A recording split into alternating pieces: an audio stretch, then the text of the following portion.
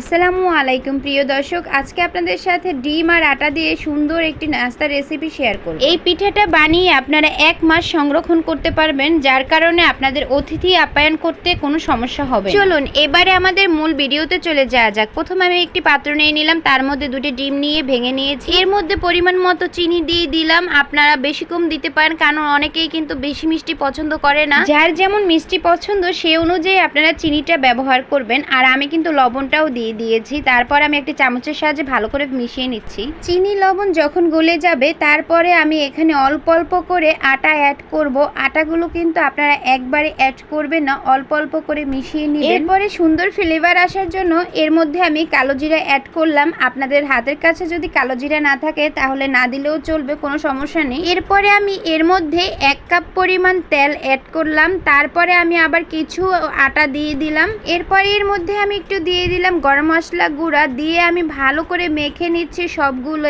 করতে। আপনাদেরকে আবারও বলতেছি, আটা কিন্তু একবার অ্যাড করা যাবে না, অল্প অল্প করে অ্যাড করবে। এর মধ্যেই দেখেন আমার কত সুন্দর একটি ডো তৈরি হয়ে গেল। এখন আপনারা এটা একটু সময় রেখে দিতেও পারেন বা সাথে সাথেও বানাতে পারেন। আর ভালো কথা, আপনাদেরকে বলে রাখি, এই পিঠাটা তৈরি করতে আপনারা আটাও ব্যবহার করতে পারেন বা ময়দাও ব্যবহার করতে পারেন, কোনো সমস্যা নেই। পিঠা বানানোর জন্য বেলুন আর ফ্রি নিয়ে নিয়েছি। ফ্রির উপরে একটুখানি আটা ছিটিয়ে সুন্দর করে আমি ডোটাকে নিয়ে নিলাম। আপনারা দেখেন সব দিক কিন্তু সমান করে বেলে নিয়েছি। তারপরে এইভাবে একটু মোটা থাকবে, মোটা থাকলে পিঠার আকৃতিটাও সুন্দর আসে।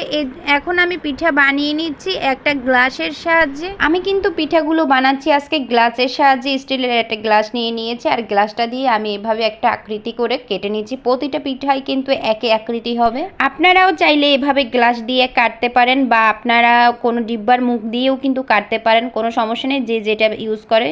এক এক করে কিন্তু আমার পিঠাগুলো সব বানানো হয়ে গিয়েছে। বানানো কমপ্লিট হওয়ার পরে আমি চুলায় চলে যাব এগুলো ভাজার জন্য। পিঠাগুলো বানানোর পরে আমি চুলায় চলে গেলাম ভাজার জন্য। গিয়ে একটা কড়াই বসিয়ে দিলাম আর পরিমাণ মতো তেল দিয়ে দিলাম। তেলটা যখন গরম হলো, এর মধ্যে আমি এক এক করে সব পিঠাগুলো দিয়ে দিচ্ছি। আর খুবই অল্প আগুনে এটা কিন্তু ভাজতে হবে। চুলার পাওয়ারটা বেশি বাড়ানো যাবে না, অল্প আছে ভাজতে হবে, একটু ধৈর্য ধরে। তো আমি এক এক করে সব পিঠাগুলো এরকম দিচ্ছি আর ভেজে সব পিঠাগুলো দিয়ে আমি ভেজে নিচ্ছি।